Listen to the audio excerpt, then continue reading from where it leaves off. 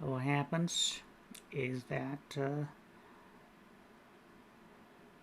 we can have any kind of lines possible. Simplest one gonna be something like this, right? Or could be something like this, or even could be something like this. No matter what a line we have, okay? So what happens? We find the area under that line.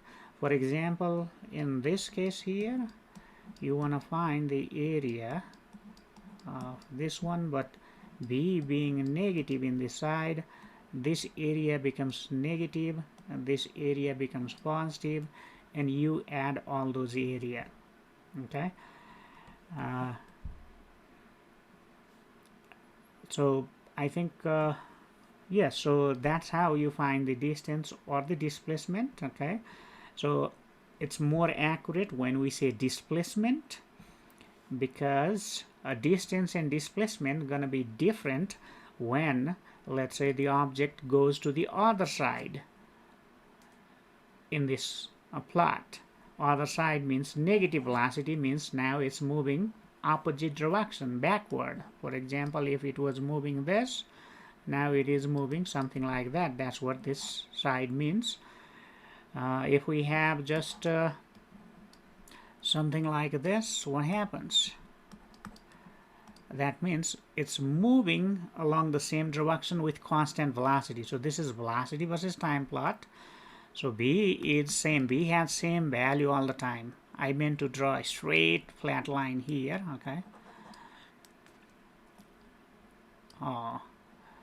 Okay, so the value of b is same everywhere. It's going there because only because the time keeps on changing. Okay, value of b is always same. So you need to go to read a graph. What you need to do is, so for example, if you want to read graph at t is equal to, let's say, 3 seconds, and then you go to the graph line and then go to the vertical axis, that's going to give you the value of velocity at that time.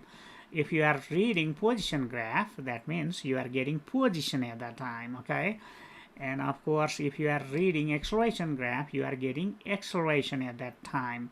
So that's how we read the graph. Yes, Trina. Quick question on your first graph example. Would the part that goes under the negative be subtracted from the top, or is it a total in negative? So let's make it easy. Graph here to see, right?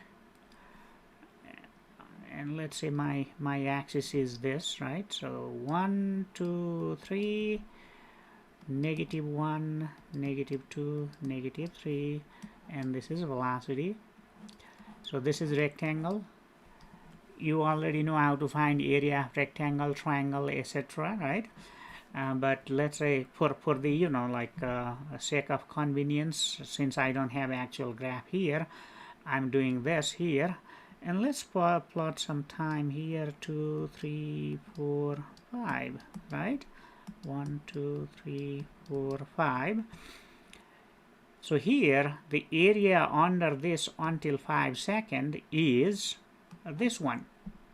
Okay, so that means it's a 5 and this side is 3, means 15. So the area of this one is 15, and this being velocity, it has unit meter per second, and this being time, it has a unit seconds. So it cancels, giving you 15 meter. So that would be displacement and distance. Okay, so now I think your main question was about this. 7 8 9 10, something like this, and this went, let's say, all the way down -3, but could go anywhere. You can just find this. So what is this?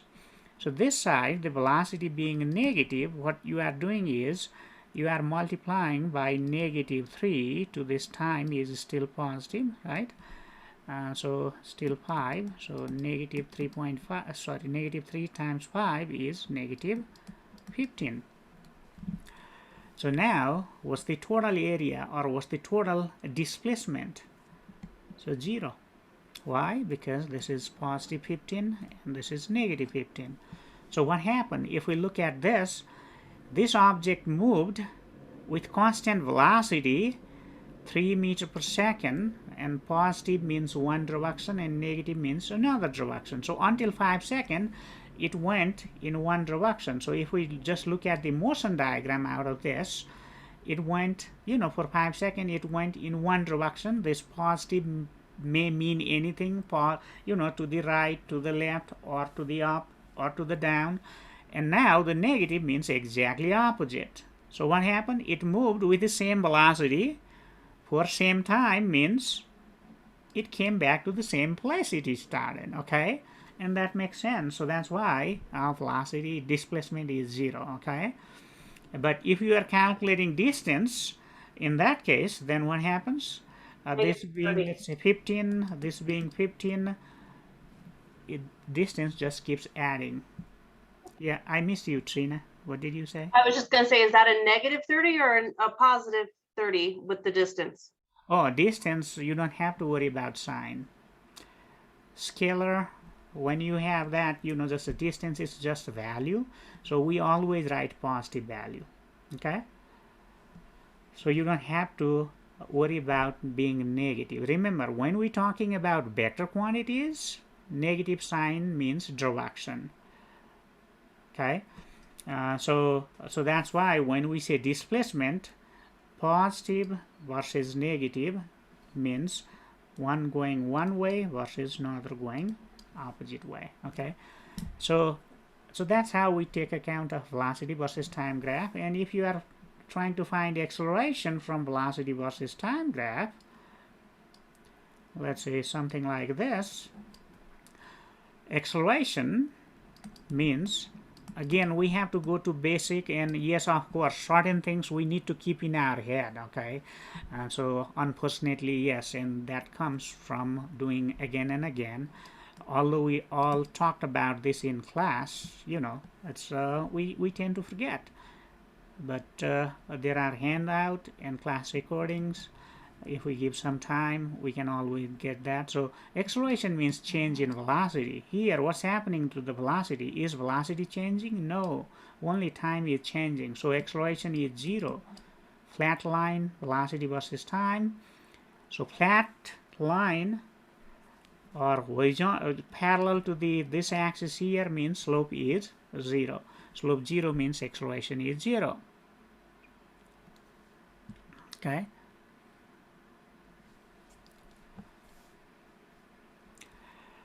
Okay, so now if the line is not flat but something like this, then you can, the slope in this case is positive, assuming this side is positive, okay? And remember, whenever I'm saying positive or negative, I'm saying assuming this side. So unless you mark this side is positive or negative, positive and negative doesn't have much meaning. So that means physics not gonna be clear. So it's always a good idea. So if it's not marked specifically like this, then we assume this positive number here. If negative is not there, that means it's positive. So that's how we interpret it.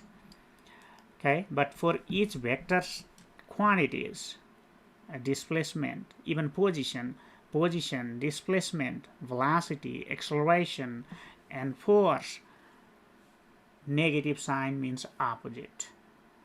Okay, it's a direction. So negative sign tells you direction.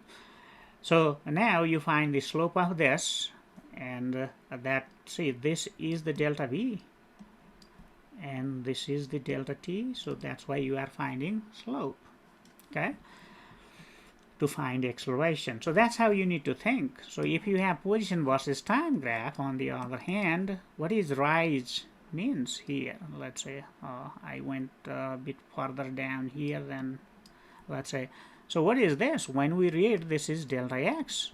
What is this? This is, assuming this is time, this is delta t. So when we are finding slope, what are we finding? Delta x over delta t. And delta x over delta t, you need to now remember that's the average velocity, okay? So there is no other way around. There are certain things you need to keep in your head, okay? and that comes from the practice, reading, and so on. So that's about the graphs, okay? And now let's talk about, you know, the projectile motion, where we can decompose the components, okay? And projectile motion can be mostly, you know, like yes, this free fall is special case of projectile motion. Something goes up, comes down. That's a special case of projectile motion. And since the motion is still just you know, going up and down, it's a one-dimensional motion, and we say, okay, velocity at turning point is 0, but acceleration is not 0. So that's where I see many students fail to comprehend. So to really understand this, what you need to keep in mind is that velocity, there is difference between velocity and acceleration. Just like we saw, acceleration is change in velocity over time. So in your high school physics, if you took physics somewhere, and you may have written something like this, b over t, and that's the most confusing thing. I think that's what causes most confusion in this kind of situation. Oh, over there velocity is 0, that means acceleration must be 0. So this definition is only correct for a special case, okay, and not for the general case. This is the correct. So you know, like this is the correct definition of acceleration. So what is acceleration? Change in velocity over time. Never say velocity over time. So that's how you want to read this equation. Do not read this as a is equal to delta v over delta t. Don't read it, although we write like that. So how do you read it? Change in velocity over change in time, or change in velocity over time, okay? Over shortened time interval. So that's how you need to think, okay, or read. And that way you don't miss. So in this case, what happens? Although velocity at highest point is 0, velocity right before that was not 0, and velocity right after that is not 0. That means change in velocity is not 0 around there, okay? So what happens? The acceleration is still not 0. And if you like, let's say before going up, before it reached to the highest point, let's say there was certain value of velocity, let's say by, or you can simply say b, okay? So in this case, that's the by, and let's say it stops there. So we want to look at what's the change in velocity between before stopping to the stopping, okay? So for this, we need 1 and 2 or I or F, right? So that we can find delta V. So let's say before it stops, this is I, Vyi, and let's say this is Vyf. So now what it change? Change is Vy final minus Vy initial, right? So it simply means we are just looking at velocity in one direction. If you like, you can just drop this subscript, okay? So what it means, we need to let's say subtract this Bi from Bf. So Bf is a dot vector, so it has both, you know, tip and tail at the same place. That's what dot 0 means, tip and tail at the same place. So let's say this is tail of the Bf, and I'm drawing tail of Bi from over here. So tail of Bi is here, so if I bring it here and draw from here, it's going to be like this, okay?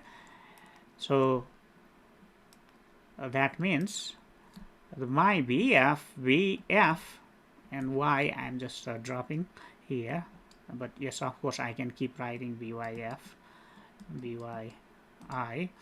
So I have Bf right here and Biy tip up that one there, So now to draw change, I need to draw from the tip of negative vi, which is this, to the tip of vf, which is there. Tail and tip, both of them are at the same place. Okay, so that means that's my change in velocity, and you can see the velocity change in velocity is not 0 and it's pointing down.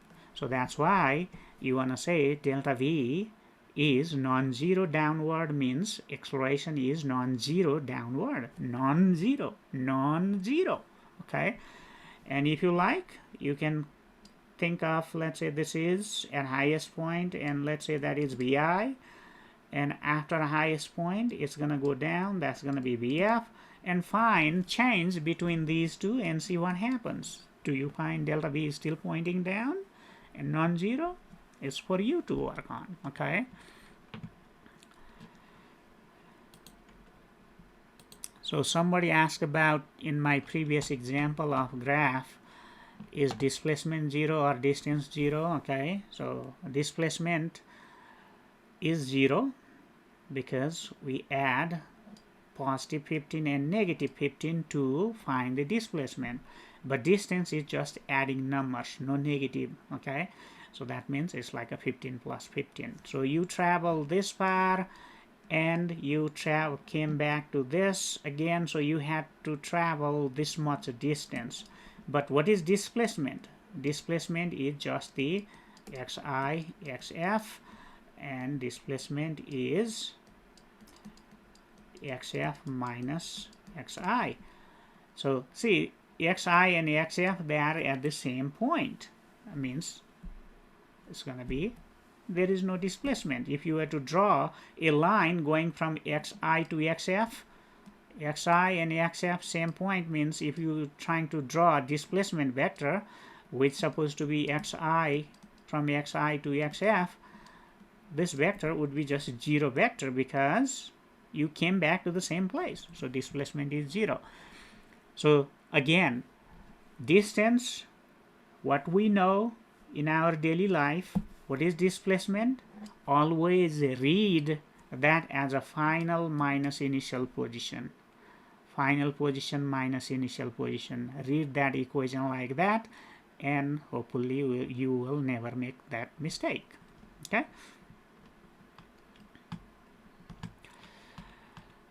So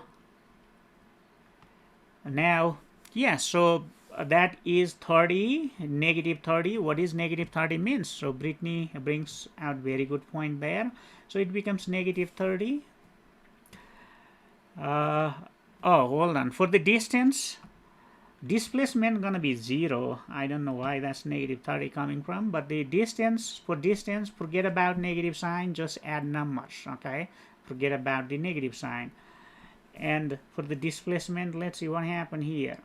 Delta x is, let's see what went wrong. Final is negative 15, right? And then let's see, so that means we are assuming this side as a positive when we say this as negative, right? So that is negative 15, and then minus positive 15. So it looks like oh, what happened here? Oh, yeah, we are doing wrong. So why we are adding negative and positive here? I see the problem. What is your xi? Your xi in this case is 0. Xf in this case is 0. So that's why your displacement is 0. Don't read displacement as a distance traveled. Okay, just read that as the difference between final and initial positions, and positions are a vector. Okay, so that way that's not going to be confusion. And when you are calculating just distance,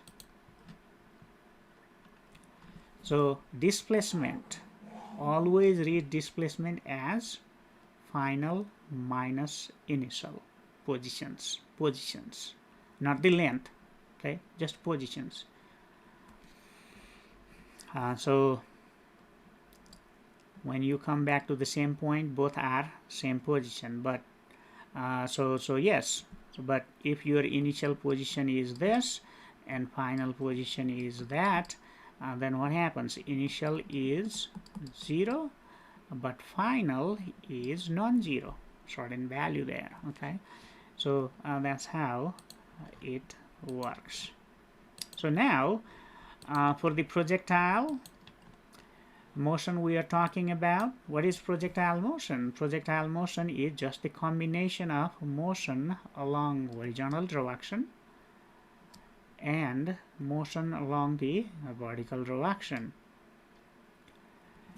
Along the horizontal direction, 0. Acceleration is 0. Why? Because velocity does not change. Remember, we saw a video where a ball was thrown from some container on a moving cart. What happened? It followed the container when it was moving with constant velocity. So ball arrived to the container means they were moving with the same velocity. Otherwise, the ball would fall either behind or ahead. Okay, so velocity constant, and remember, velocity constant along the x direction, but acceleration is not 0. On the other hand, along the y direction, what happens? It's a free fall problem along the y component. So each positions, something like this, can be thought as the combination of here and here. And what am I plotting here? There is no time here on this plot. I'm just breaking this into, so that's another difference here. Yes, we can plot velocity time, position time, but here what I'm trying to show is just the trajectory. Trajectory means just the, highway. Think about this is flying on this air highway. Okay, so here the position x1 and y1, x2, y2, x3, y3. So what do you see here? Yeah, not exact drawing. So this x value, displacement during this, each of these interval, they are same because the velocity is same. So this is like a, if you think, this is like a motion diagram there. You can think of something like that. Okay. So what kind of graph is this? This is position graph that you have learned in your beginning, whenever you learn how to draw a graph. So there is no time here. This is position along the x direction, right? So something is flying. So what's happening? It is moving along the vertical direction. It is also moving the horizontal direction. So that's what we are plotting here. So along the x direction, what happens? The velocity is not changing. But along the y direction, what happens? Velocity, yes, my drawing are not perfect there.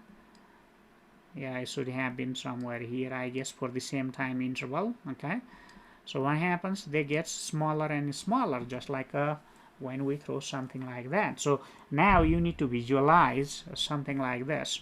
Let's say, let's not go to the air. Let's suppose you have an intersection, a road here, another road here. So this is flat surface, right? And there is another road over here. Okay, and let's suppose a car is moving. So again, I'm plotting x and y, not time here. Okay, no time. I haven't taken account of time here. So a car moves from here and arrives here in 1 second or whatever time you like to choose. Okay, so what does it mean? It means it arrives over here. So if you are here on the road, you can see, oh, you are parallel to this car along the x. you are parallel to that car along that, okay?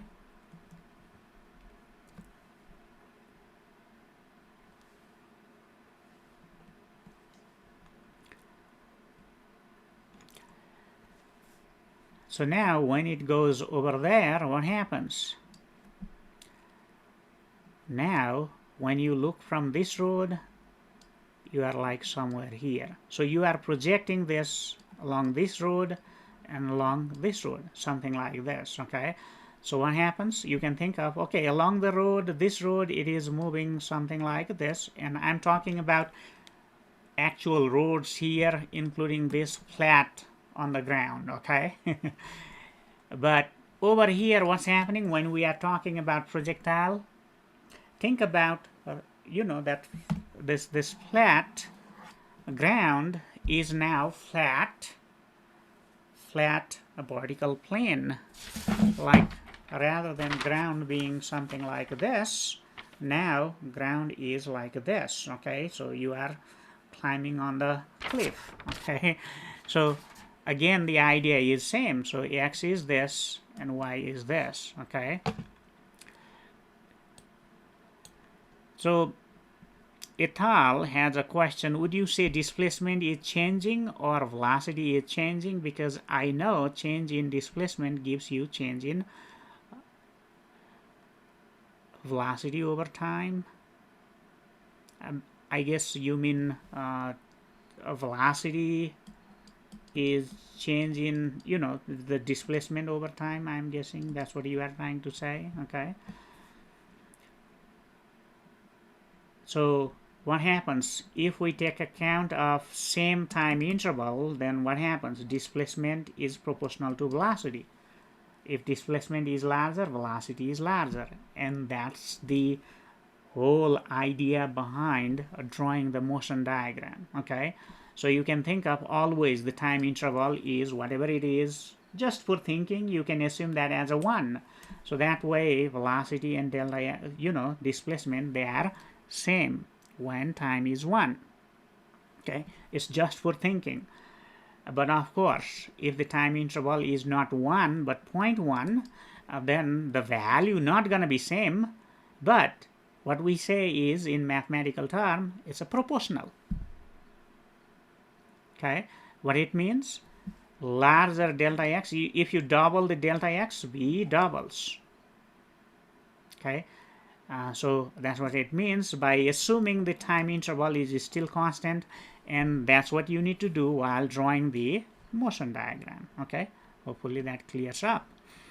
So that's why, so I was talking about projectile, so back to the projectile. So in projectile motion, what happens? We have x and y now.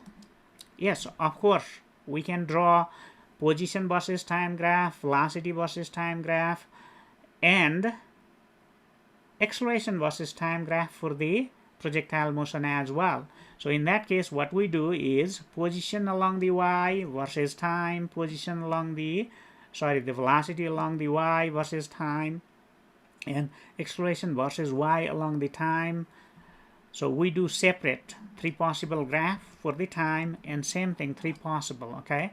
But here to begin with, what we want to do is we want to actually start by looking at just the position graph along the x and y direction, both positions, okay? Not position time, but both positions.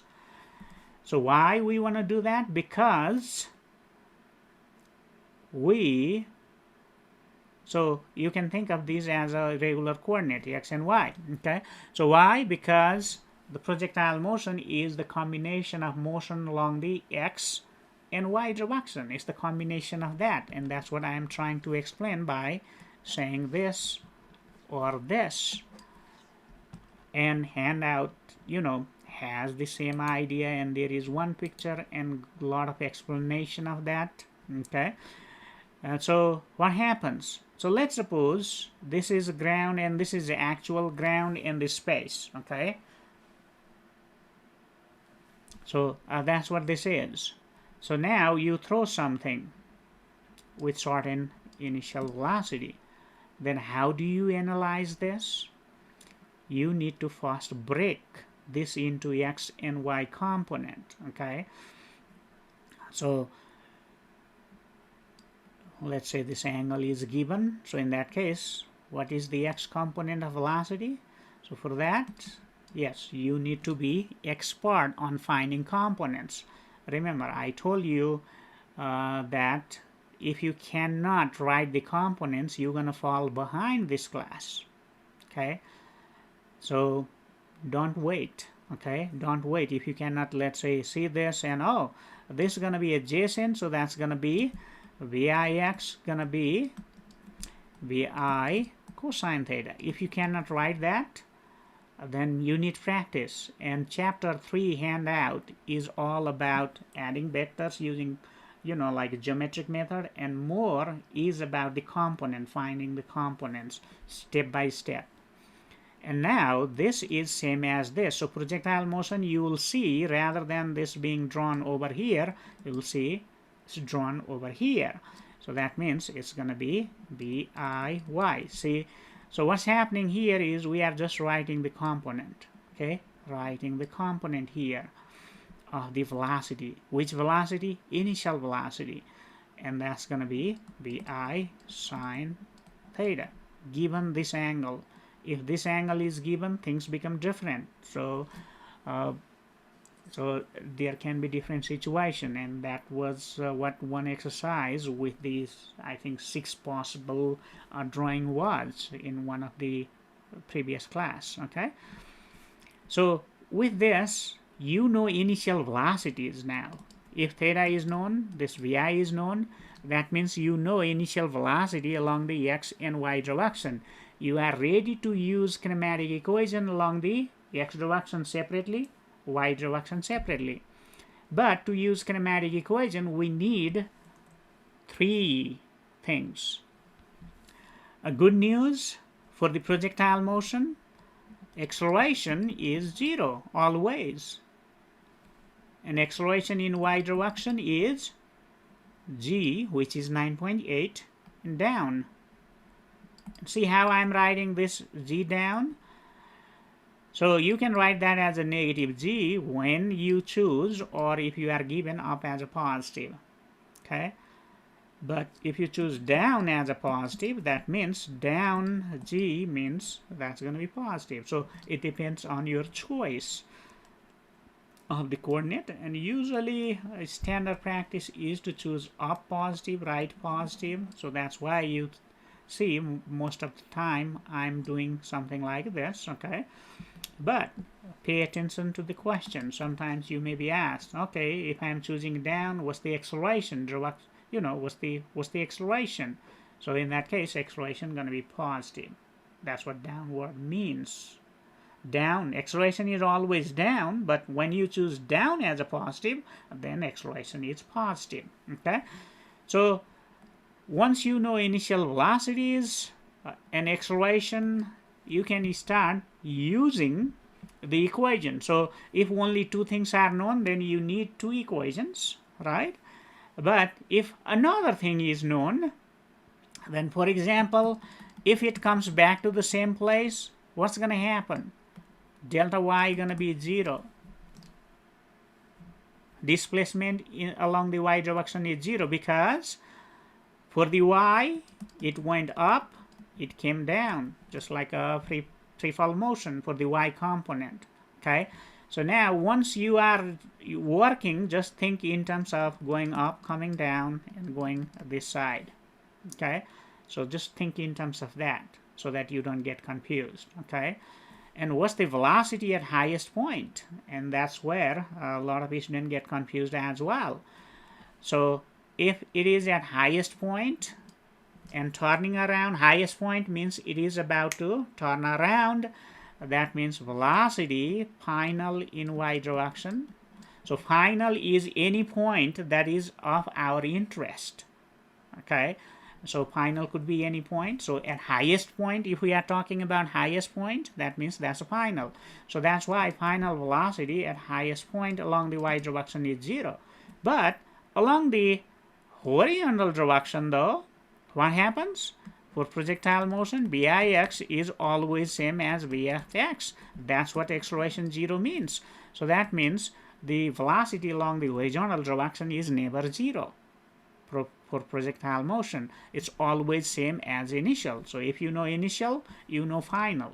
Okay, for the x direction, so it just keeps moving with the same velocity all the time. So think about that. And this is free fall motion along the y direction. So now think in terms of two motions. Okay, and time is same for x and y for a particular position.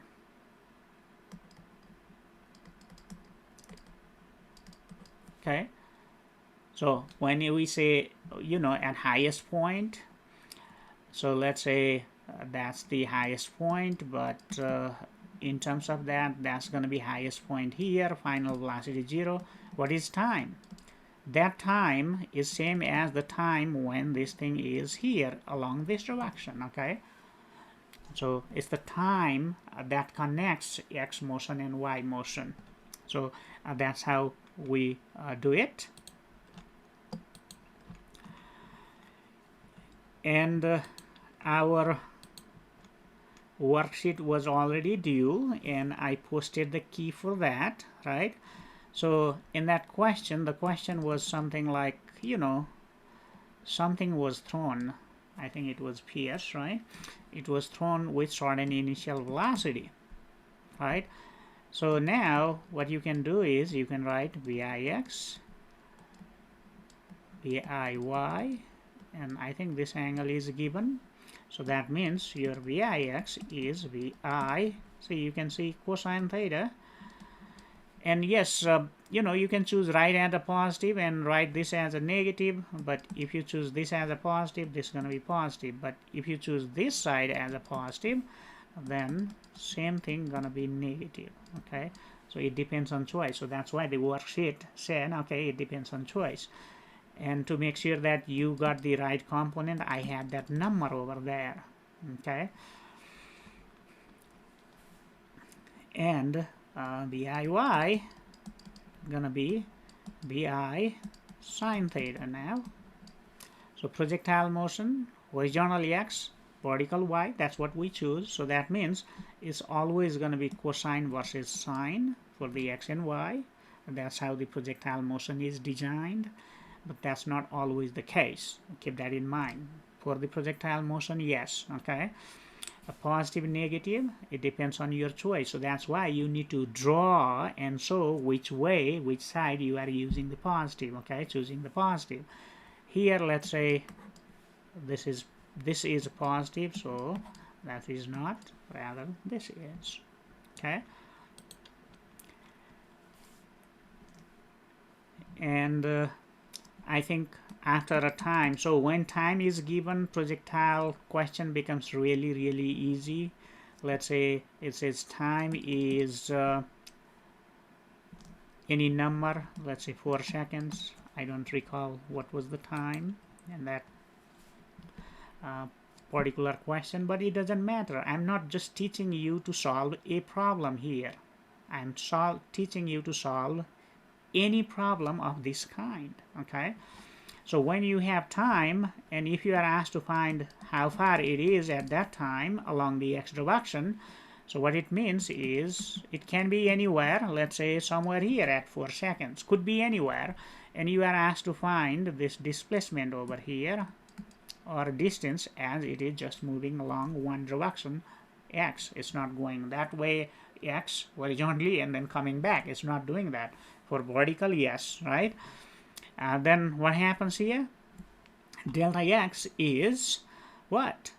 So for the x direction, to find delta x, you now look at that equation, Bixt, and always write with the this appropriate subscript. Include that x and initial thing as well while using that equation. Okay, don't try to do shortcut or something like that.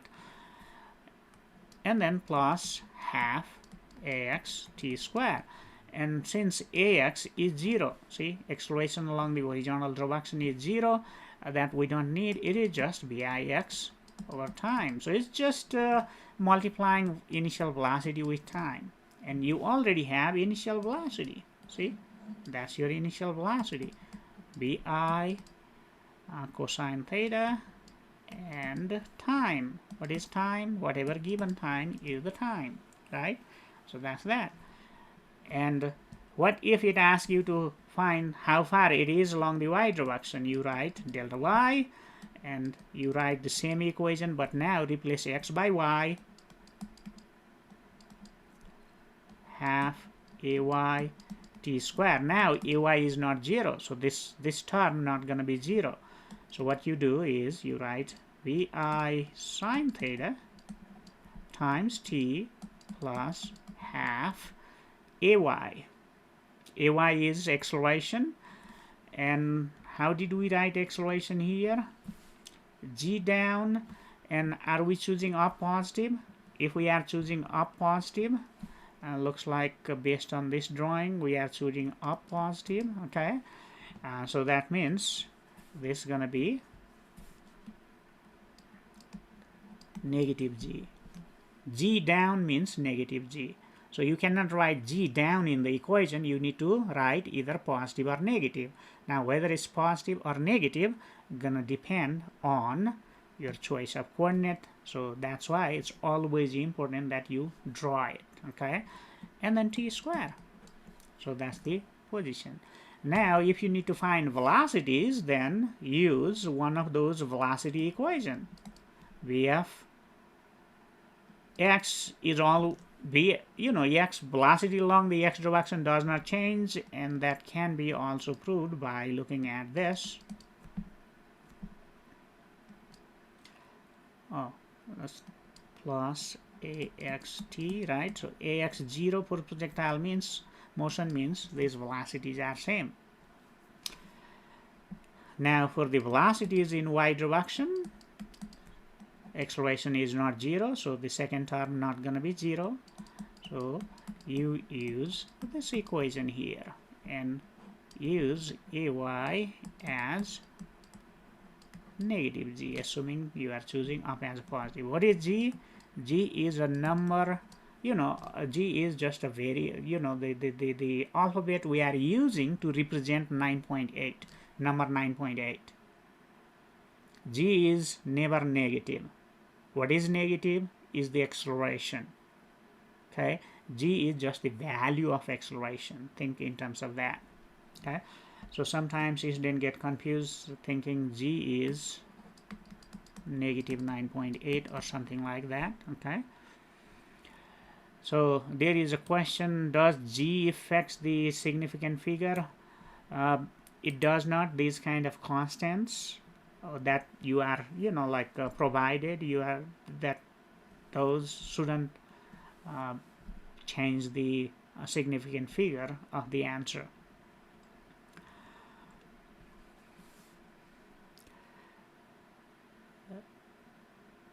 So that's that. Or if you don't know time, then you can use this equation for the velocities for both x and y direction.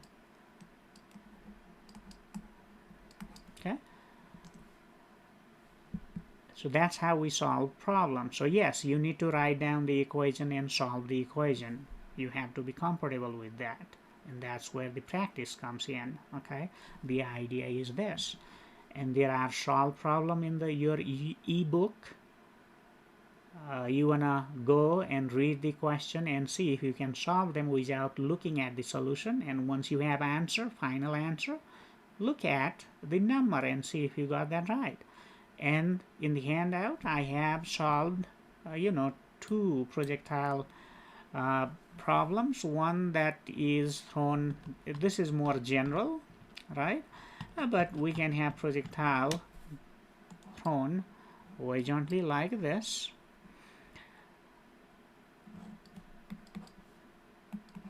and then that projectile gonna come down like this, and that's gonna be bi. What's the difference between this and that in terms of solving problem there is only one difference. So for the general one, we had both x and y component of initial velocity. Now it has only x component of initial velocity, which is whatever given. So vi, assuming that this is positive. Okay, this is positive. And what is viy? At the beginning you are throwing straight in that direction, or whatever direction that is. That means there is no component at the beginning. At 0 time, it's not moving downward.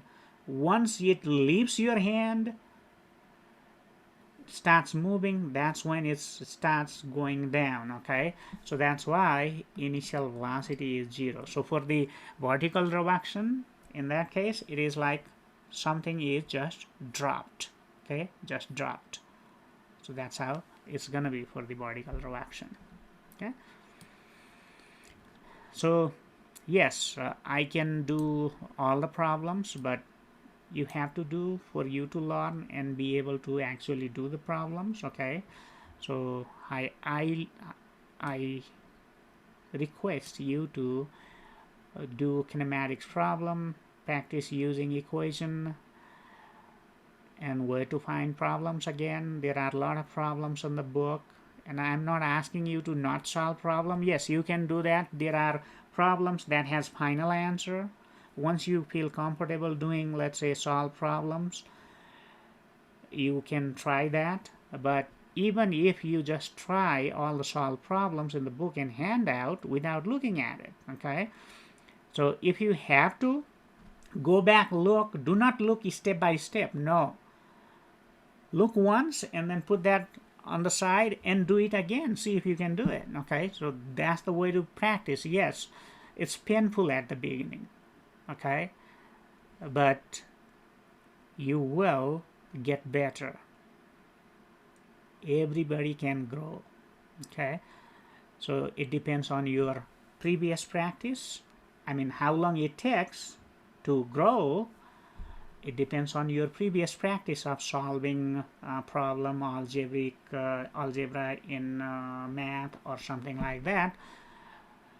How much you have done previously versus how much you have not done. Like, yes. So if you are used to solving equation and so on, you're gonna catch up quickly. But if you are not, it's gonna take longer. So anyway, so that's that. So now let's move to the force.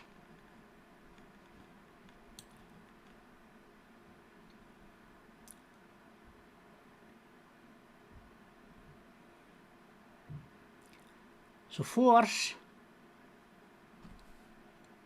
do I need to tell what force is? Probably not. So basically force can be push and pull, that's how we see. But more important thing is that, even if there is no push and pull, there can be interaction, and that interaction is also force. Okay, so there is force, there are force involved in the interaction. Okay, so keep that in mind. Okay, and so that's easy.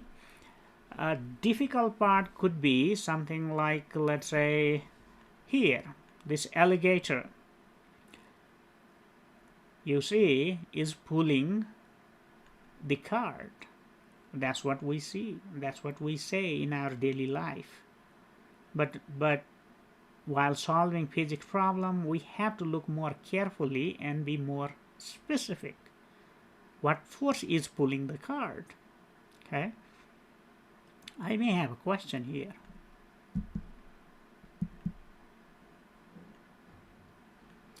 So let's fire up the clicker app, I should say. Right, and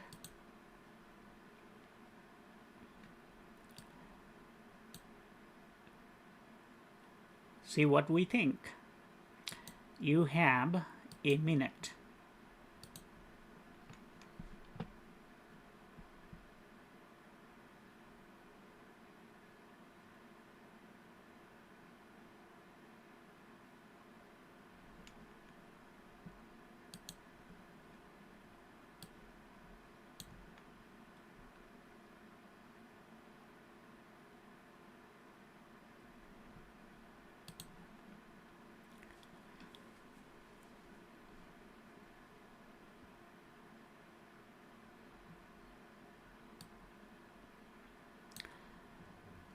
I don't know what zoom out means. It should be visible. Whole thing should be visible. Oh, I forgot to warn. Let's see, how are we doing here? Okay, 10 more seconds, folks.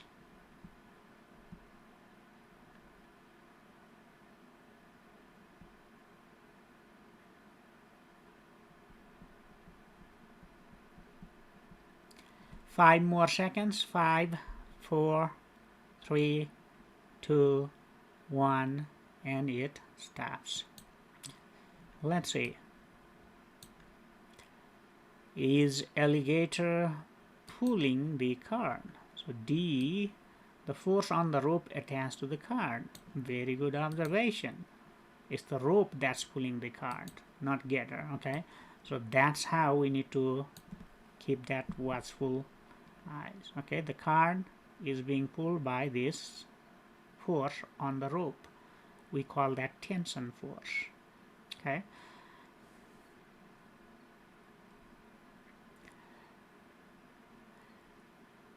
And it's not the getter can pull the card. See, you saw the string can pull the card. Similarly, a floor can push this block. Okay. So when there is force being applied through the contact, that's contact force,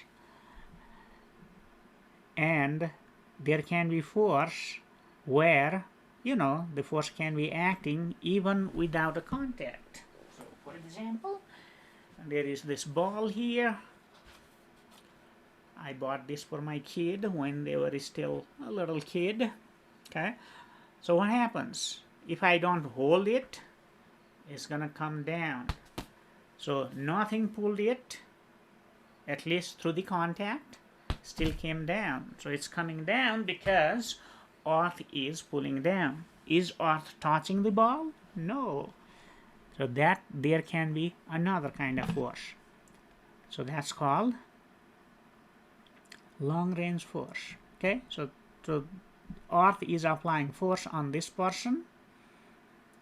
We call gravitational force. That force is gravitational force, and its value is m, mass of that person or object, times g, and it's always vertical because everything gets pulled towards the center of the earth. Okay, so that force is gravitational force. And of course we'll talk about gravitational force a bit more, but at this point what do? We draw.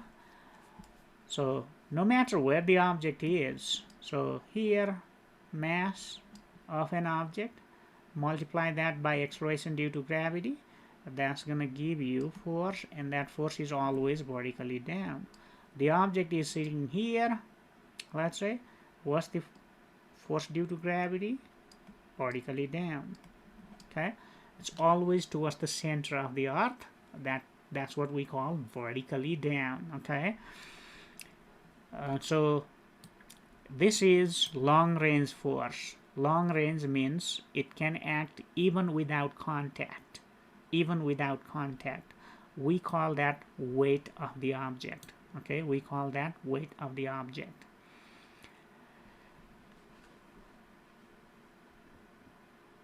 So mass versus weight, there is difference. So this m is the mass, and weight is a force. It has a unit Newton. So easy way to differentiate between mass and force is mass m has a unit kilogram. Okay, but the force gonna have m times g, or anything with the unit Newton. Newton. And when we write unit Newton fully, that becomes Newton with lowercase. Remember, uppercase Newton is name of person, right? This is unit. Lowercase n means unit. But if we just writing short person, that means just initial, then it is uppercase N we use for the unit Newton. So that's the unit of force. Okay.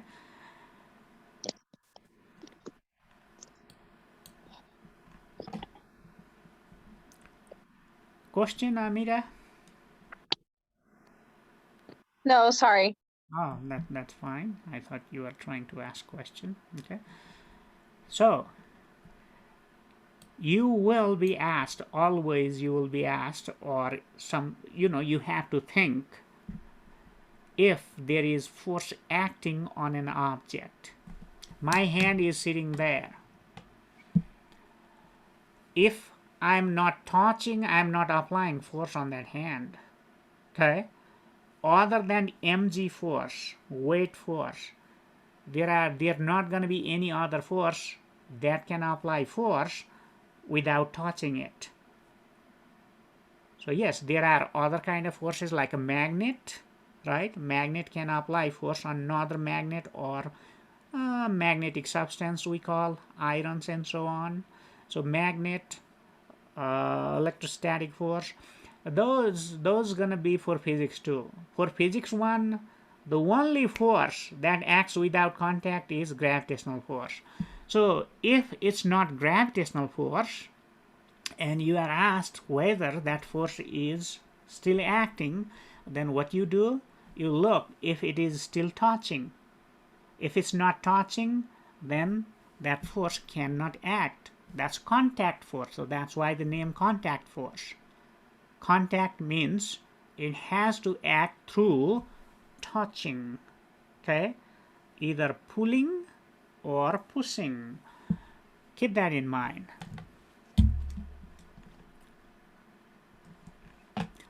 So now, let's play hockey here. So what's happening? Here, this puck gets a push over here. Oh, let me grab my pointer.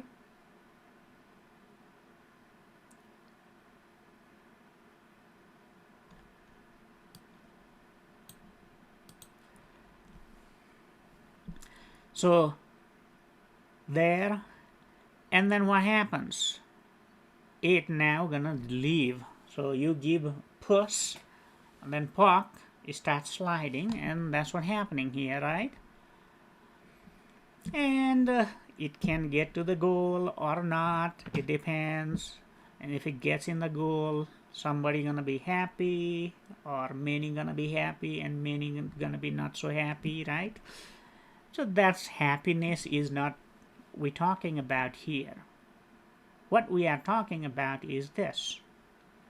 So A or B, right? That's all we need to do. So here is question, and you have 30 seconds.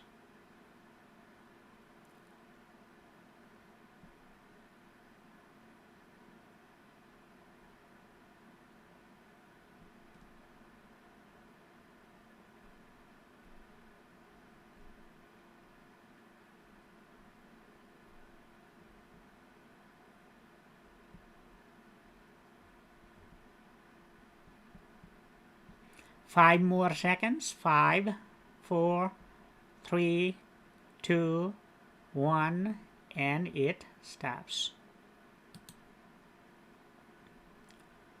Okay, let's see what we got.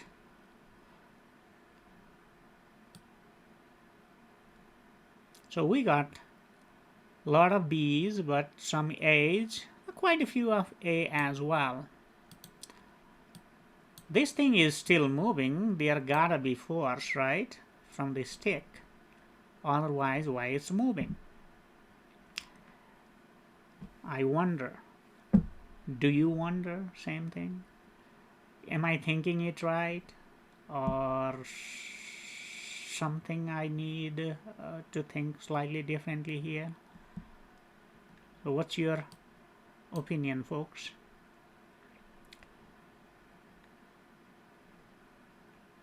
Well, there's there's no longer contact, but at the same time, you said the only long range force was gravity, so that's what's confusing. So it's not in, so the hockey stick is not touching, so hockey stick applies force through the contact. If it's not touching, there shouldn't be any force. Is that what you are trying to say, Trina? Well, it's not contact force, is what I'm trying to say. Yeah. So contact force is not acting on the puck. So that means there shouldn't be force from the hockey stick. And that is correct. I'm just trying to confuse you guys. So our thinking is, hey, it's still moving. There gotta be force coming from the hockey stick. Why is it moving otherwise, right? So that goes in our mind. But remember, whenever that happens, you need to recall there are only two kinds of forces, contact and long range. Hockey stick is not a magic wand that can apply force without touching. Once touch is gone, that force is gone. Okay, so that's why in this case B is the correct answer. Okay. Yes, Miss Al. So once the puck is going, if it's been hit and it's just rolling on the ice, I know there was like an example, I think, on the handout of it doesn't slow down because the friction is not as much as if it were on carpet or something like that. But is that generally going to be a constant speed that it's moving at, or will it change once it's just kind of rolling on the ice? So the ice, yeah, that's a very good point. So often you may see, like in physics, like we may say, okay, when object is sliding on the ice or on the air cushion, air track, something like that. By doing that, Right. we are trying to say that effect of friction is negligible. Okay, Okay. right? So here the effect of friction gonna be negligible. So, but the question here doesn't require you to know about friction yet. Okay, Right. it's Right. just No, I question was just is that asking like right? apart from that, if it Right. was going to be like without friction, is the speed that it's moving on the ice constant? So what do you think? Does that make sense if I said Uh, constant? no, not constant. Is it, I don't know what I'm trying to say. I guess, is it speeding up or slowing down? Okay. Or is it just going at the same speed until it hits the goal and then the net stops it?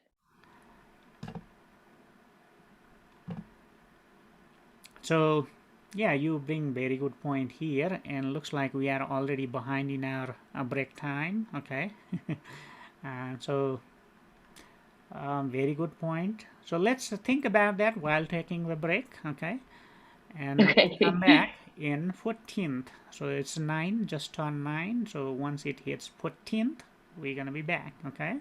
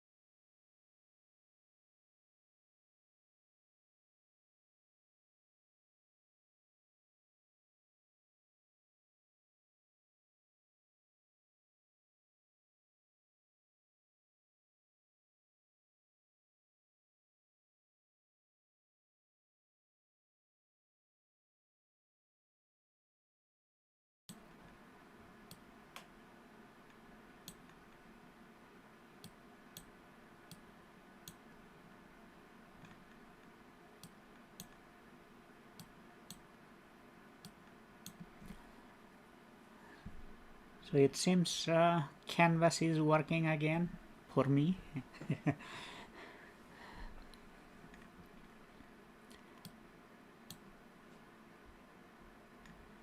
And I'm looking at the chat, and it looks like there was very good discussion going on.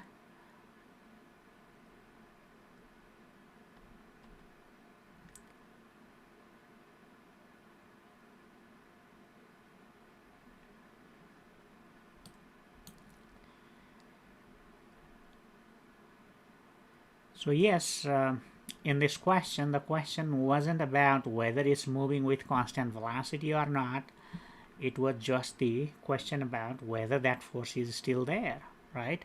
And Tanner puts it very nicely. Okay, Tanner has a very good comment there. Okay. Couldn't you argue that there is still force from the stick, because if the stick hadn't given the puck the force, the puck wouldn't move? Yeah. Your second part is correct, but first part is not, okay, in your sentence. Okay. So yes, it got that speed from the hockey stick. So if it had not, right, there wouldn't be. Yes, it wouldn't be moving at all. It's moving because so it got force. That the does not force- mean it's still getting the force. Okay, but the force is what causes the momentum, right? Oh, what is momentum? We haven't talked about momentum. Okay. Let's say just velocity in this case, right? All right. So Right. there's no force if there's no contact force. Yeah, there is only other force. That's a gravitational force, which is acting downward actually. So since it is acting downward, it doesn't have effect horizontally. Vertical force doesn't have effect in horizontal direction. Downward force doesn't have component along the horizontal direction. So the gravitational force does not have effect in the motion of this one along the horizontal direction. So yes, there is gravitational force, but remember, the stick force is not gravitational force. Yes, Trina. Doesn't the gravitational force have an effect on the horizontal direction because it's increasing the friction? Yeah, that's another good point. But here we are saying, okay, it's on the ice means friction is not much there. We can just neglect it. But if it was on the carpet, then yes, that's where the the friction depends on gravitational force. Yes. Okay, but looks like we are way ahead than what I'm doing here, so I need to move a bit quicker. The question was just, to make sure everybody keeps in mind that if you're not touching that, you are not applying force on that. Okay, you cannot apply force without touching. Hockey stick cannot apply force without touching. Once the touch is gone, contact is gone, that force is gone. So that also means when something is moving, does not necessarily, I'm not saying there is no force, I'm saying does not necessarily means there is force. Okay? Motion does not directly translate to the existence of force. Okay, so keep that in mind. Yes, force causes motion.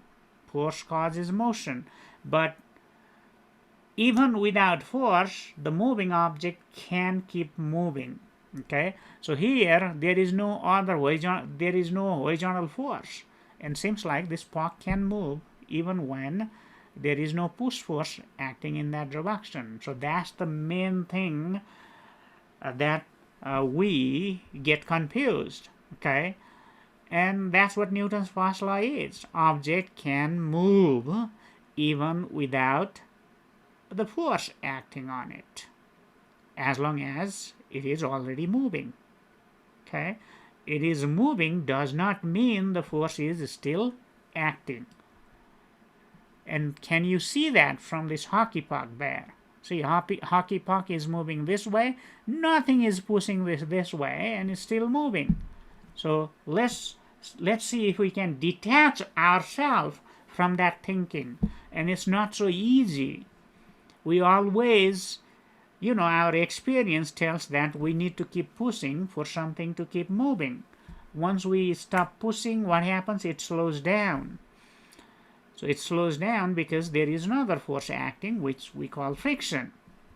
But if there was no other forces, then it would not slow down. That's the Newton's first law. And we need a little bit thinking, this kind of exercise, to convince ourselves. Okay, otherwise we tend to forget and keep answering S, A, for this kind of question, which is going to be incorrect. Okay. So here, when we go to this space, let's say we are on this space, this here, this thrust is coming out, means there is force. But if we turn off the engine, there is no force. But on the space, it just keeps moving, even without the engine on. When I say space, I mean away from the gravitational pull in this case. So space has two meanings, okay? One, the space around us, right? Above the ground. But here, above or beyond the any, like let's say, existence of any force, or even if there is any force, that force is negligible, okay? So once it goes very away, very far away from the earth pull becomes negligible.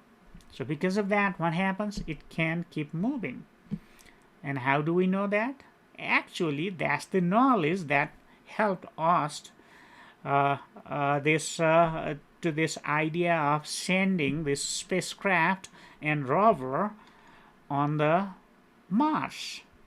Mars is, that's how far Mars is, and it takes about 9 months to reach there.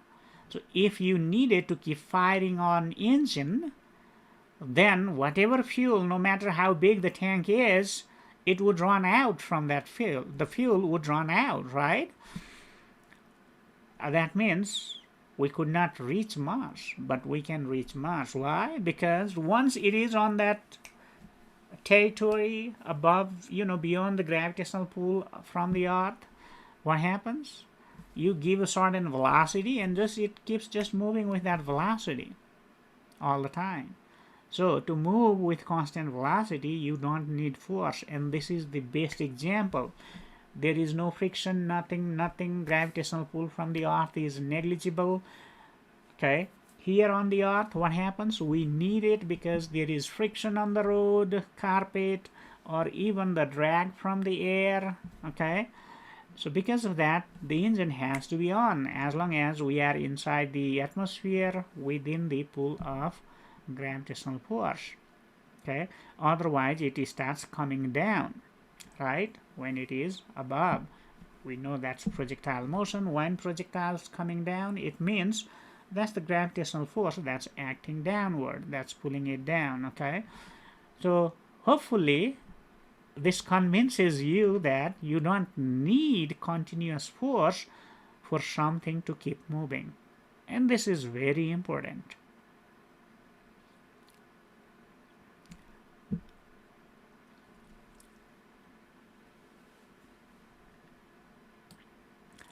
And here is this question, and you have 30 seconds.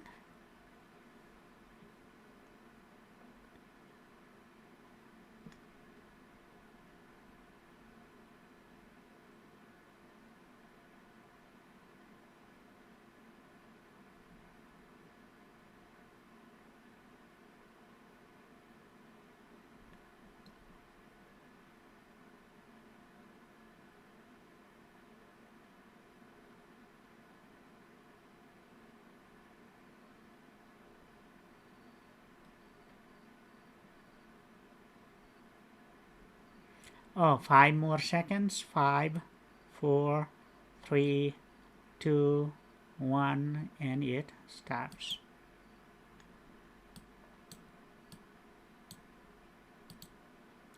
So we mostly got no, but we still have some of us thinking that we need that force. And that's what I just told. We don't need force. Engine can be turned off and can still move with constant velocity. Okay. So in other words, if you don't have force, velocity does not change. If you don't have force, velocity does not change. But does that only apply in outer space since there's no gravitational pull? Because at some point on Earth, if you shut the motor off, you're going to stop moving. Right. But what that means is there is no other force acting, okay, that is trying to stop it or stopping it. So that does not mean this is incorrect though, okay? But does that hold true on Earth? Yeah, it holds true if we can eliminate other forces, right? So for example, if you put something on ice, it's going to move very long distance unless it get disturbed, okay? You can make a air cushion and push the puck on the air table. It keeps moving, okay? But I think what you are trying to say here is that, oh, there are always going to be friction, so it's going to stop. So you need force, okay? So theoretically, no, we don't. So here is another example. Here, what's happening? See the when object is rolling downhill, and if we look at the motion diagram, think about these dots as a motion diagram as well. What you see, the separation distance increasing means velocity arrow is increasing, means the velocity is increasing here, right? Or speed in this direction is increasing. Over here, when you go uphill, what happens? Speed is decreasing in that direction along the hill, uphill. Now, if it was neither uphill nor downhill, what would you think? What do you think would happen? Okay. Excuse me. That's another question. Okay.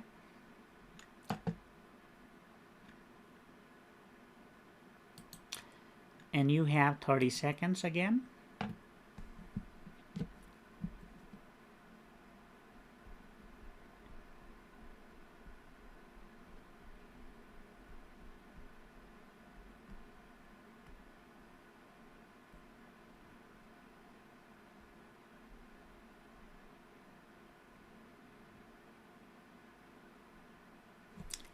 And 5 more seconds.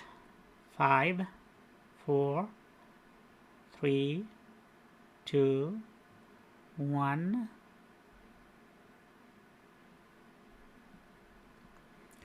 And stops.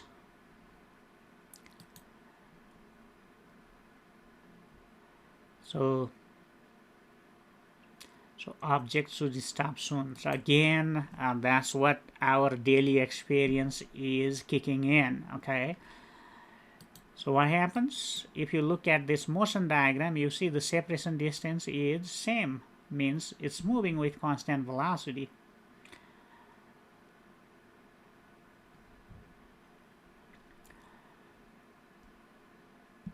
So downhill increasing, uphill decreasing.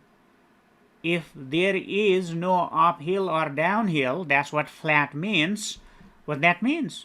That means there shouldn't be either speeding up or slowing down. Not speeding up, not slowing down means what? Moving with constant velocity. Actually, the Galileo did this kind of experiment and then came up with this conclusion. Although we say it's a Newton's first law, actually it is the discovery of Galileo, okay? Galileo discussed the Newton's first law, and in the chat I see some of you already wrote the first law, okay? So writing first law, not difficult. reading past law, not difficult. Understanding and using is difficult. Okay, to eliminate this our prior bias, because the friction is everywhere around us. That's what makes it difficult. Okay, so by giving this example, I'm hoping I can help you to eliminate that bias. Okay, so here, even forget about the friction here. Just think about the logic. Downhill, increasing, velocity increasing. Uphill, velocity decreasing. What's the in between uphill and downhill? Flat. What's the in between increase and decrease? No change. Constant. Okay? Think about that. Think in terms of that. Okay? So that's how the Galileo thought. So yes, before Galileo, everyone had the similar experience. The idea was that we need keep on pushing something to keep it moving. That's what we saw. I mean, that was the experience, right? But Galileo came up with this idea. So that was the new discovery, groundbreaking discovery. If we did not know this, then no one would dare to send spacecraft. Okay, first spacecraft we sent was in 1968, and that spacecraft crossed the border between Earth and the Sun. Sorry, the solar system, border of solar system in 2015. 68 to 2015. You do the math. I think it's 70, 30, 45, 48 years. That thing was still moving in last contact. Okay, it did not stop. So what does it mean? You don't need force for something to just keep moving. So let's keep that in mind. Okay, so what we observe in our daily life is that there is another force stopping it. So that's why it stops, and that force may not be obviously visible to us. Okay, and that's the idea. So that's the Newton's first law. So mathematically, we're gonna write something like this. Net force 0 means V is constant. So understanding first part of the Newton's first law, and usually that's called object at rest remains at rest. That is not difficult because we have seen that every day. You leave something in place, if nothing disturbs it, it's going to be there. This board, I left it here and it was here. Okay, but the second part, that's where we have that difficulty. Hopefully I help you with these examples to overcome that. So B constant means no net force. There is no net force. So what happens? There may be forces acting, but as long as those forces are balanced, it can just keep moving with constant velocity. And that's what happens when you are driving on the road. Let's say freeway. You are driving 70 miles per hour. Your car is moving with 70 miles per hour, let's say to the east. Flat plane towards the Kansas on I-70, let's say. Okay, 70 miles per hour to east. That's a constant velocity. So what's happening there is that, yes, there is friction, but you are pushing the gas pedal to overcome that friction. All you need to do is overcome that friction. Once you overcome that friction, net force is 0. So that's what it means. Sum of all forces is 0.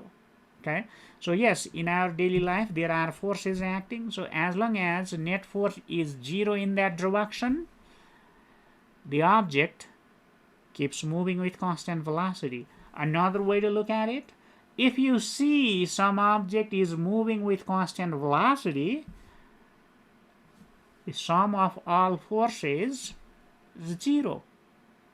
And that's how we're going to be using this equation to solve problems. Okay, and it has a special name called equilibrium. Okay, when net force is 0, we say, okay, the object is in equilibrium. Other way around, if object is in equilibrium, the net force is 0. So equilibrium does not mean object, does not only mean, I should say, does not only mean that object is at rest. It also means that the object could be moving with constant velocity. Do you see the difference there? Not moving at all, 0 velocity, net force 0. Moving with constant velocity, net force 0. Net force is not 0 only when the velocity is changing. And that's the Newton's second law. And that's the reason behind the acceleration. Okay? Velocity changes means there is acceleration. What causes acceleration? That's force. And that's what we are talking about, dynamics. Before this, it was kinematics.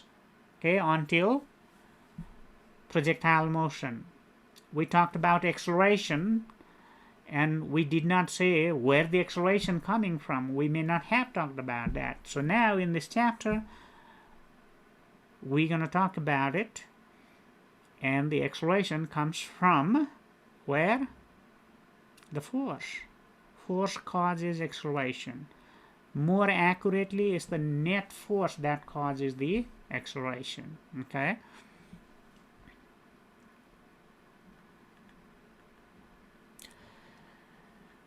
So Trina is writing, equilibrium is no interaction with force or friction. Partially correct. There can be forces. As long as those forces are balanced, that is also equilibrium. As long as, so that's what it means. Net force 0 means forces are balanced. This side, that side. Okay. Do I have that? Yeah, elephant here. Let's say, you know, this log is being pulled by this elephant and that elephant. There are forces. But net force can be 0 when these two forces are balanced. Okay. So balanced object in equilibrium does not mean there is no force. What it means is there is no net force. Yeah, there can be no force at all, just like I said in the space. But when we are around, there are forces. And whenever we see something is moving with constant velocity, it means those forces are balanced. What does balanced force means? It means net force is 0. Net force 0 means constant velocity. So now here is question for you.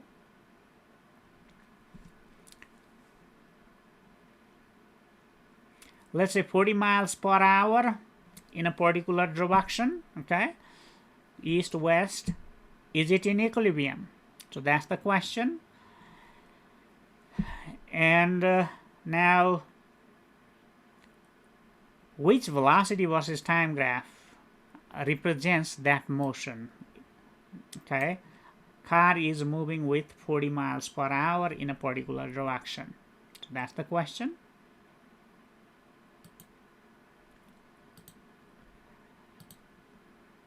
So you have a minute to answer this question.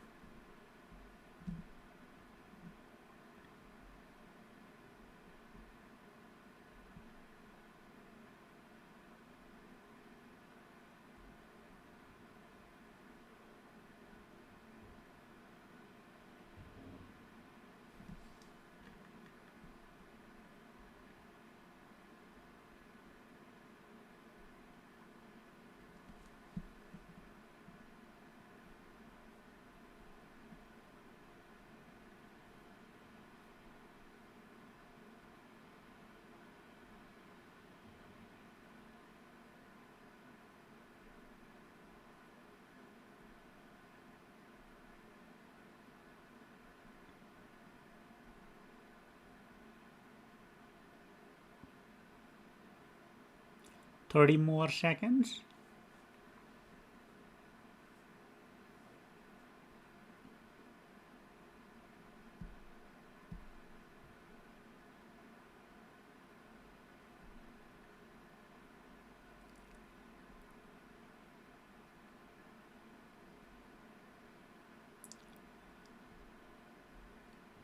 Five more seconds. 5, 4, 3, 2, 1, and it stops.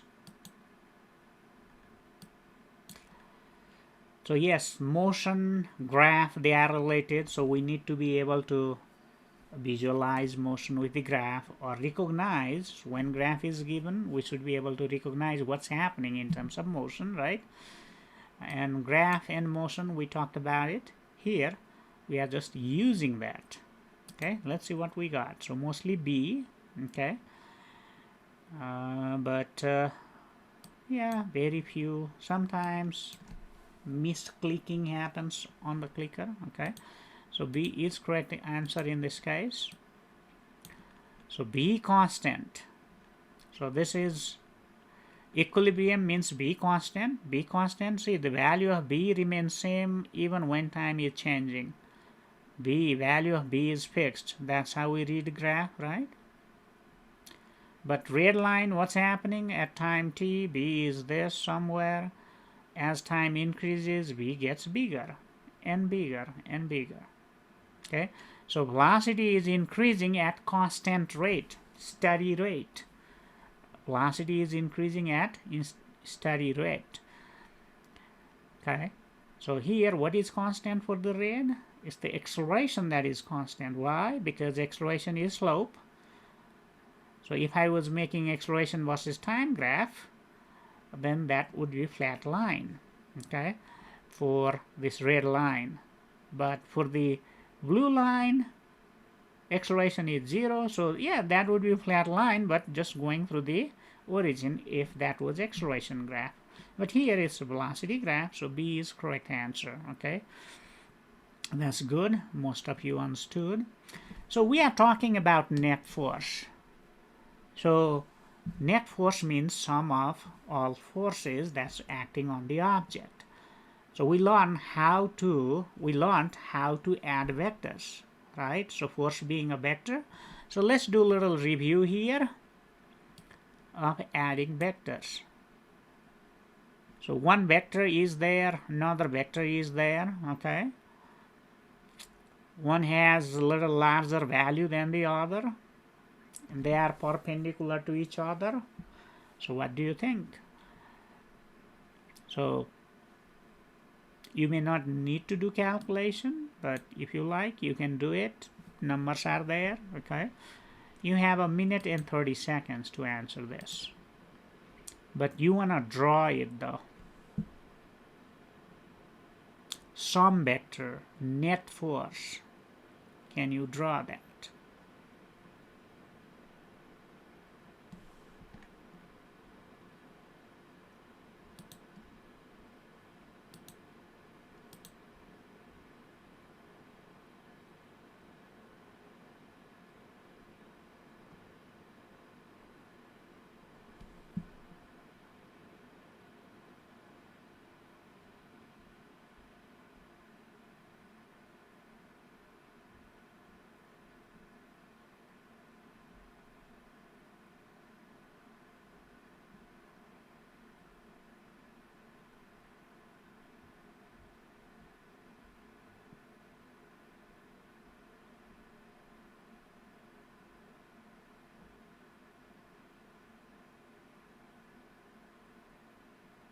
Oh, 30 more seconds.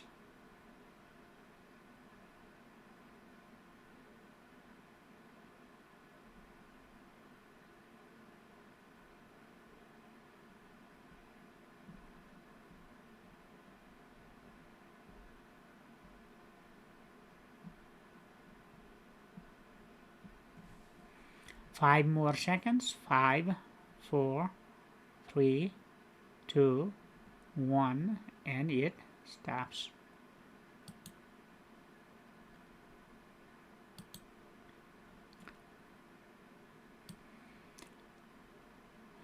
Oh, nobody chose B, but we have up. 4 Newton is more than 3 Newton, so possibly up. Makes sense. Although that's not correct. And you cannot just add 4 and 7 to get answer. We are talking about vector, okay? So to add vector, what do? We have two vectors. One 4 Newton, another one. Oh, we had 4 and 3 in one of the question in previous class, I think, if I remember correctly. So to add, you draw one vector, doesn't matter which one, so I'm just drawing the original one. Hey, let's draw 3 for 3. I have lines, so 1, 2, 3. Bring the tail of this 4 on the tip.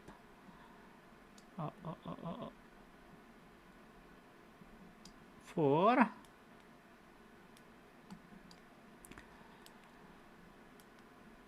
And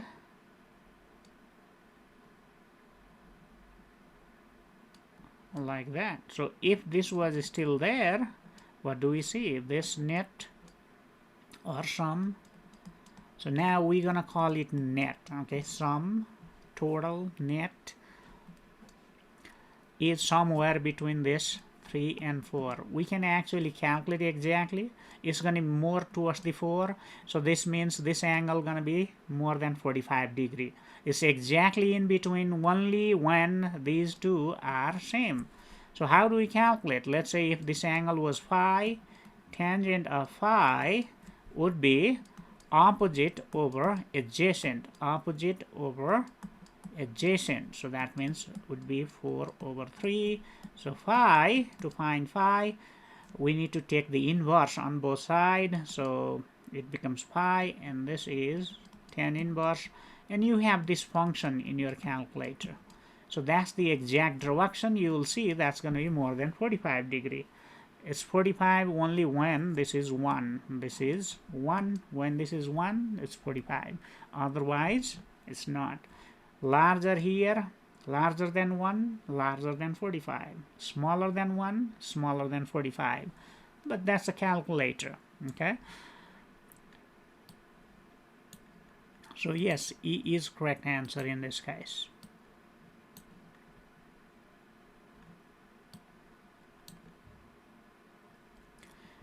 So net force 0 means moves with constant velocity. That's Newton's first law. One way of writing Newton's first law. More practical way for us to solve problem, okay? And now, if net force is not 0, what we have? Mass times acceleration. So that changes velocity. Means velocity change is acceleration. So that's why the acceleration here, but it's not just acceleration, but mass times acceleration, because acceleration is not force. Mass times acceleration is force, so that's why we need to multiply by mass, okay, to make this equation equal on both sides. See, left hand side we are adding forces. Right hand side, if we just write acceleration, force has 1 unit, acceleration has another unit, left side with 1 unit, right side with another unit. Nope, we are comparing apple with orange. Equation means left side is exactly equal to right side, number wise, unit wise, and so on. So that's what the equation equal means, okay? So anyway, this is mass times A. So what's the force when A is G? mg. OMG. We have seen that mg we just talked about. And you can see that's where the mg comes in. So the gravitational force is mg. For any mass, acceleration is g, so mg force downward. Okay. So anyway, so we need to look at all possible forces. One, as long as we are around the Earth, the gravitational force always going to be there. But what other forces are there? We need to look at the possibilities always. Okay. And add all those using the vector rule. vector rule like this, but these forces may not always be like this, perpendicular to each other.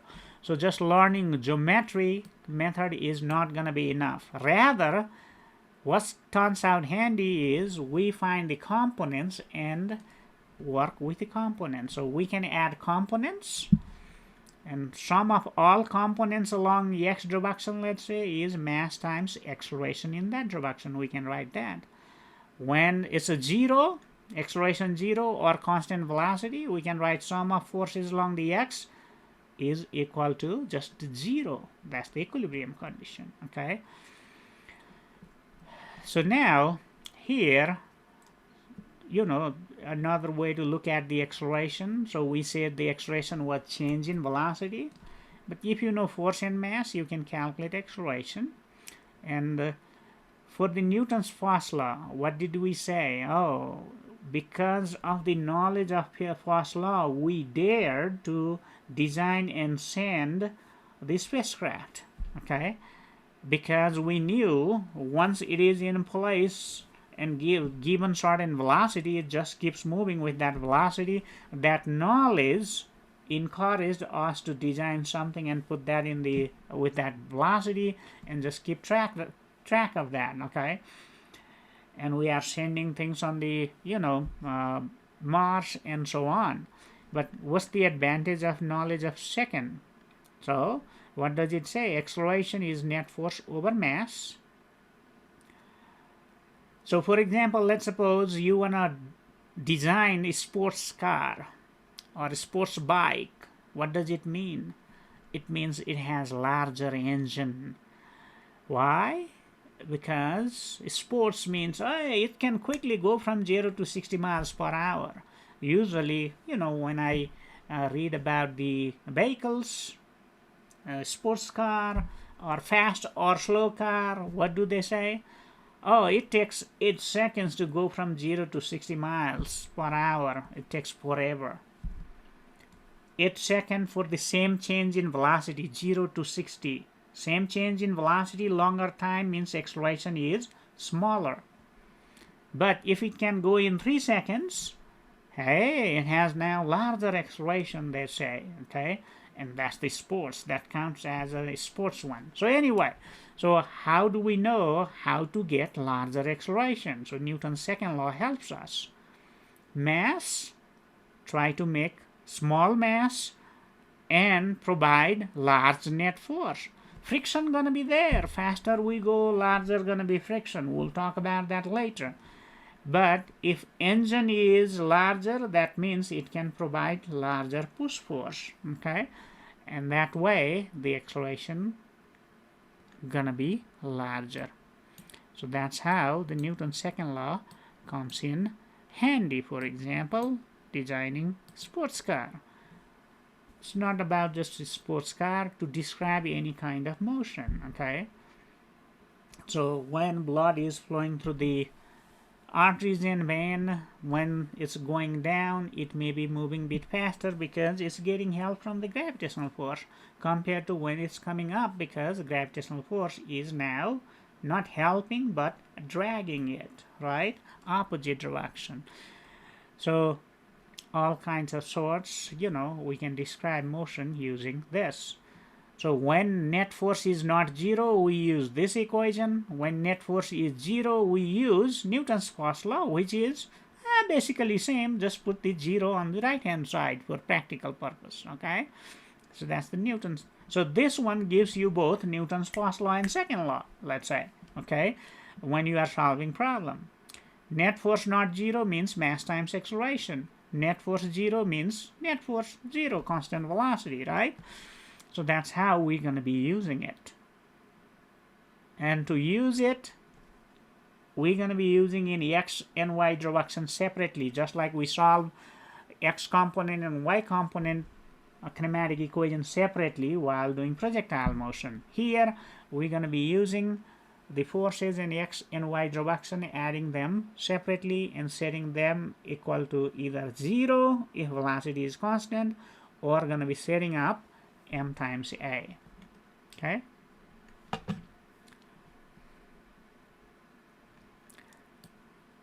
Oh, it's already 50. For me, time passes so quickly, but I know for you folks, it's taking forever to pass, get through this class, I know. So once you start understanding physics, enjoying physics, time passes very quickly. I can go on and on all day. So anyway, since time is already over, I'm not going to be pulling on this. Maybe we'll come back next time. Yes, time flies when you are having fun. That's true. And for some reason, teaching physics is fun for me. I hope I could make this as fun experience as it is for me, for you as well. But yes, I wasn't having as much fun when I was a student, okay? You have to understand, and then the fun, amount of fun starts getting larger and larger. Anyway, folks, I'll see you next class.